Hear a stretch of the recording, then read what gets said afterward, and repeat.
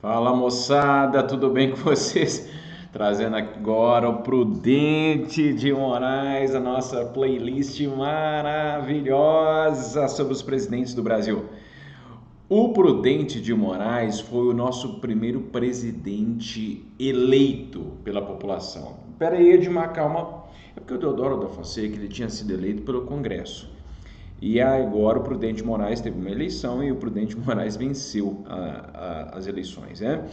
Bem, ele era paulista, governou o Brasil entre 1894 e 1898. Era o primeiro presidente civil. É, em, quando ele chegou no Rio de Janeiro para assumir, ninguém foi recebê-lo. Foi uma coisa mais melancólica que você possa imaginar. Ele pegou um trem e chegou lá e não tinha ninguém para recebê-lo. Aí ele teve que pegar carona com alguém para chegar lá no Palácio do Governo. Muito bem. Então esse foi o início do governo do Prudente Moraes, que governou sob a sombra do Floriano Peixoto. Floriano Peixoto, apesar dos problemas que enfrentou, tinha uma popularidade até interessante. Tinha ali os jacobinos que, né, ficavam seguindo Floriano Peixoto e ficaram ali fazendo oposição ao Prudente Moraes. O Prudente Moraes, advogado, bacharel em Direito, se aproximou ali dos cafeicultores paulistas, dando suporte ao seu governo, mas enfrentou ali as camadas médias urbanas, ali a galera do Rio de Janeiro. Muito bem, vamos ver como é que foi o governo do Prudente de Moraes. Bem, eu já disse que ele foi o primeiro presidente civil, ele era republicano convicto. Isso é importante, porque tanto o Floriano Peixoto quanto o Deodoro da Fonseca eram meio monarquistas lá. Bem, ele foi apoiado pelas oligarquias cafeeiras, ele sofreu muita oposição dos militares, de uma forma geral, por ter sido o primeiro presidente civil e era chamado inclusive de Prudentíssimo de Moraes. Sofreu forte oposição dos jacobinos, que eram aqueles caras que apoiavam bastante o Floriano Peixoto. Jacobinos ou florianistas, né? Eram quase todos a mesma coisa. Bem, ele teve que assistir de forma quase assim impávida a mobilização de 50 mil pessoas no enterro do Floriano Peixoto. Floriano Peixoto morreu em 1895 e o Floriano Peixoto não foi lá receber o Prudente Moraes. O Prudente Moraes ficou lá sozinho, tadinho. E outra coisa, limparam tudo, limparam gaveta, limparam tudo, deixaram o Prudente Moraes lá sem saber por onde começar. Não teve um gabinete de transição para preparar o governo do Prudente Moraes. Bem, foi no governo do Prudente de Moraes que ele conseguiu pacificar ali no início de 1895 a Revolução Federalista. E ele teve um grande acontecimento do seu governo, foi a Guerra de Canudos, que é um tema que eu vou falar um pouquinho mais daqui a pouco. Bem, essa aqui é uma imagem do enterro do Floriano Peixoto, que ficou ali, me deixou as pessoas bem tristes, né, porque gostavam bastante do Floriano Peixoto. Bem, o governo ele tentou reorganizar a estrutura do governo porque estava meio bagunçado, uma vez que o Floriano Peixoto, na verdade, não poderia, legalmente falando, não poderia governar o país, porque ele deveria ter convocado novas eleições por causa de uma prerrogativa que estava estabelecida na Constituição se o Deodoro da Fonseca renunciasse. Com menos da metade do governo cumprido, então o vice deveria convocar novas eleições. O Floriano Peixoto, a gente já viu lá no outro vídeo, que cumpriu o mandato. Bem, o Prudente Moraes tirou os militares dos cargos civis, falou, não quero militar, eu quero um governo civil, um governo técnico aqui, com pessoas técnicas estudadas, para a gente fazer um governo bom. Bem, alguns oficiais que estavam ali mais barulhentos, né, acabaram sendo afastados, e aí obviamente que os militares vão ficar com raiva, né, do Prudente Moraes. Uma coisa que o Prudente Moraes ele vai reatar relações diplomáticas com Portugal, que estava meio abalado já tinha um tempo, e ele também vai anistiar os rebeldes da Revolta da Armada e da Revolução Federalista. Ora bolas! O que isso vai significar? Os maiores inimigos do Floriano Peixoto serão anistiados por Prudente de Moraes, ou seja, os aliados do Floriano de Peixoto vão ficar bastante raivosos contra o Prudente Moraes. Tem uma charge aqui que eu vou tentar ler, sai negocinho, que diz o seguinte, não é esse slide aqui. Mas o chefe do Estado, prudentíssimo, e atilado, sei lá, que é atiçado, retirou-se sem não lembro mais o que está escrito, mas é como se ele estivesse estando assustado aqui, admoestado pela sombra dos florianistas e jacobinos. Bem, em termos econômicos, o país estava quebrado, o país gastou muito dinheiro, mas bastante dinheiro com as revoltas. E aí, por causa disso, o Prudente Moraes ele teve que fazer ali, teve que rebolar bastante para conseguir melhorar a situação. Porque o Floriano Peixoto havia gastado bastante dinheiro com algumas obras públicas e com algumas políticas para ganhar popularidade, né? Isso deu certo no final das contas, porque ele tinha um apoio popular bem interessante. O Prudente de Moraes, que era aliado aos cafeicultores paulistas, acabou tomando decisões que beneficiaram aos cafeicultores. Nesse momento, o país era um país basicamente agrário, dependendo bastante das commodities na exportação de produtos como café, algodão e borracha. Então, portanto, ele viu-se obrigado a fazer políticas para beneficiar essas pautas de exportação. O preço do café, no entanto, estava despencando, mas aí o que o governo começou a fazer? Começou a proteger, contrair empréstimos no exterior para comprar os excedentes de produção do café para evitar que o preço caísse demais. Obviamente que aí assim o governo acumula dívidas, né? Obviamente, para manter os lucros dos cafeicultores. A indústria era ainda muito incipiente, estava assim crescendo pouco a pouco, havia tido uma iniciativa bem interessante ali no segundo reinado, mas que não foi para frente, e só depois da Primeira Guerra Mundial é que a industrialização no Brasil ia tomar algum fôlego. Bem, e em termos sociais, o Prudente Moraes, eu adoro o Ângelo D'Agostini, que é esse moço que fez milhares de caricaturas, não sei se milhares, mas centenas de caricaturas sobre esse momento da transição da monarquia para a república. E aqui nessa charge ele está mostrando o Prudente Moraes tentando rebocar, tentando refazer, reformar a república nascente, a Constituição republicana aqui.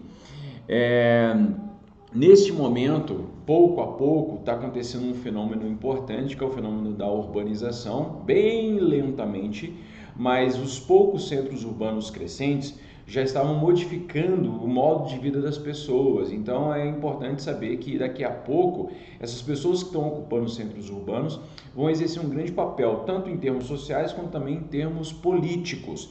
As chamadas novas classes médias urbanas, ou as classes médias urbanas, né? Mas nesse momento eles estão começando a acostumar com as grandes aglomerações urbanas. Os cafeicultores que apoiavam Prudente Moraes não concordavam de jeito algum com qualquer tipo de medida que pudesse beneficiar incentivo, ou que pudesse beneficiar a indústria, que pudesse dar incentivos à indústria. Então os cafeicultores também davam recomendações, o Prudente Moraes, toma cuidado aí, porque senão a gente tira seu apoio. Portanto, o Prudente Moraes, ele se viu numa situação bastante delicada, porque por um lado ele precisava criar políticas para incentivar o emprego nos meios urbanos, por outro lado, pouco dinheiro que existia, os cafeicultores demandavam essa grana para que eles pudessem comprar excedentes e também para movimentar a atividade de produção de café. Bem, a população mais pobre nesse momento estava sofrendo demais com a alta inflação, não existia uma moeda estável, portanto havia uma diferença enorme entre demanda e oferta, e aí a inflação era altíssima nesse momento, portanto economicamente a situação era muito problemática, socialmente também muito problemática. Para piorar, né? Isso não é caso de rir não, gente, mas é o seguinte, fui um apto aqui, bobo. Bem, o Prudente Moraes, como eu já havia dito, ele sofre uma forte oposição dos militares e dos florianistas, dos jacobinos também, que estavam nem muito satisfeitos com o Prudente Moraes não. E aí ele chegou a ter um problema de saúde. O Prudente Moraes, ali no meio do seu governo, teve um problema de saúde e acabou saindo. E aí quem assumiu o governo foi o Manuel Vitorino, que era o seu vice. Bem, nesse momento, enquanto o Prudente Moraes estava ali doente e o Manuel Vitorino governando, estoura a Guerra de Canudos. A Guerra de Canudos foi um conflito que aconteceu no interior da Bahia, em 1897, para debelar, foi na verdade uma grande chacina. O governo republicano mobilizou 4 expedições para destruir, desmantelar o povoado de Canudos, que era basicamente uma população ali de 30 mil pessoas mais ou menos, e essa população de pessoas carentes, ex-escravos, camponeses, pessoas que trabalhavam para as fazendas, enfim, pequenos proprietários de terra, pessoas simples que sofreram bastante com graves crises de seca nos anos de 1880 e 1890, eles se mobilizam em torno de Antônio Conselheiro. Antônio Conselheiro foi um dos caras mais interessantes que a política e que a sociedade e a cultura brasileira já criou, e ele liderou, porque o Antônio Conselheiro, que se chamava Antônio Vicente Mendes Maciel, ele teve um problema pessoal e aí saiu caminhando pelo interior do Nordeste. E aí quando ele reapareceu, ele estava com uma túnica azul, cabelos grandes, barba grande também, e ali anunciando o fim dos tempos. E aí as mensagens que ele trazia, era um cara extremamente inteligente, mas as mensagens que ele trazia acabavam mobilizando muita gente. Então muitas pessoas que estavam ali desgostosas com a vida acabavam seguindo o Antônio Conselheiro. E aí até que tanta gente começou a segui-lo, ele teve que encontrar um lugar específico para eles permanecerem. E aí ele ficou ali na região de Canudos, né? Bem, por um tempo se tolerou-se a presença deles ali, daqueles fiéis, daquelas pessoas naquele povoado, mas em um determinado momento a coisa começa a incomodar. Os fazendeiros começam a se incomodar porque eles começam a perder mão de obra. Muita gente infeliz com a situação econômica que o país estava vivendo e também nas fazendas, começam a sair das fazendas e ir lá para o povoado. Ao mesmo tempo também a igreja não estava muito satisfeita porque achava que o Antônio Conselheiro era um fanático. Bem, então nesse momento os fazendeiros, as autoridades econômicas começam a pressionar a autoridade política para desmantelar esse povoado. Inicialmente, o conflito ele se inicia por causa de uma desculpa, na verdade. A população cresceu tanto que eles precisavam construir uma nova igreja, e para essa nova igreja precisavam de madeira. Encomendaram madeira na cidade, a madeira não chegava nunca, ele mandou um recado dizendo: olha, se precisar a gente manda buscar aí, a gente busca aí, a gente tem gente aqui para buscar. E aí os caras aproveitaram dessa carta, desse bilhete, e falaram: ó, estão ameaçando, estão dizendo que vão vir aqui invadir a cidade. Aí mandaram ali uma tropa de 100 pessoas, mais ou menos, né? Pessoas não muito preparadas, fizeram um junta-junta lá de gente, vamos ali destruir um povoado.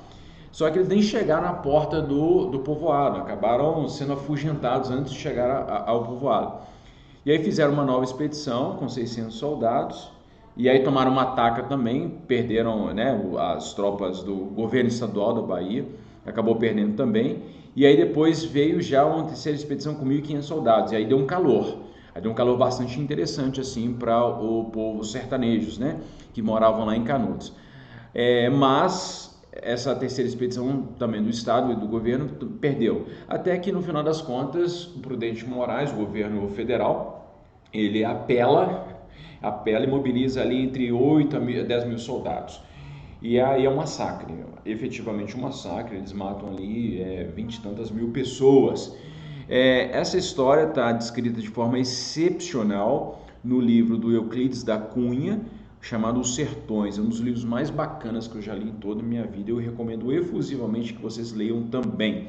Bem, depois que a guerra acabou, os soldados, principalmente do Rio de Janeiro, muitos soldados que foram debelar, foram ali destruir o povoado, eram do Rio de Janeiro. E a esse pessoal foi prometido que eles teriam uma casa para morar quando eles voltassem, enfim.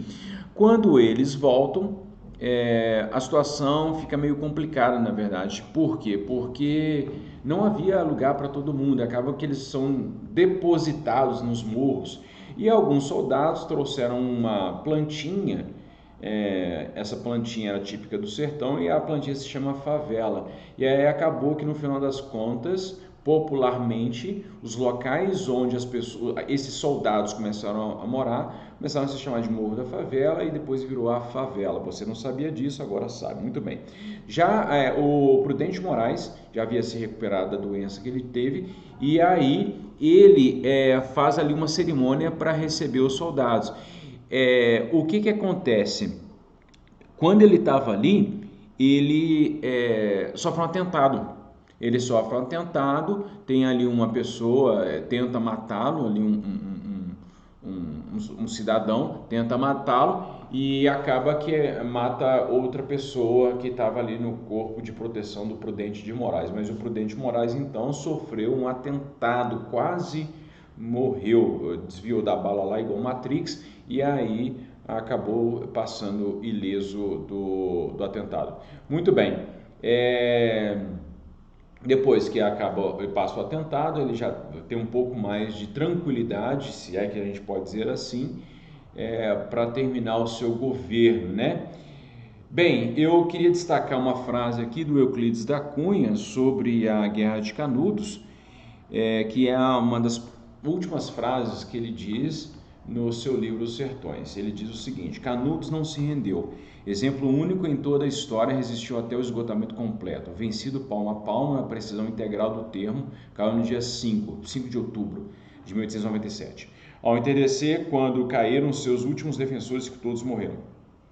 Eram 4 apenas, um velho, 2 homens feitos e uma criança, na frente dos quais rugiam raivosamente 5.000 soldados. Bem, então o que aconteceu basicamente é o seguinte: tinham essas 4 pessoas, um velho, 2 homens e uma criança, e ao invés deles se renderem, eles acabaram enfrentando, correndo em direção aos 5.000 soldados. Obviamente que no terceiro passo ali os 4 caíram mortos, né, porque foram fuzilados. Depois o corpo do Antônio Conselheiro foi achado, então eles decapitaram e levaram a cabeça do Antônio Conselheiro para o Rio de Janeiro como souvenir, para mostrar para o presidente, né? Bem, e é isso. Então, assim a gente encerra essa aula maravilhosa sobre Prudente Moraes. Por favor, não se esqueça de comentar, de elogiar, de criticar, fazer o que você quiser, porque isso aqui pertence a você. Um grande abraço para você e não se esqueça, a prudência é uma grande lição da vida. Um abraço, tchau.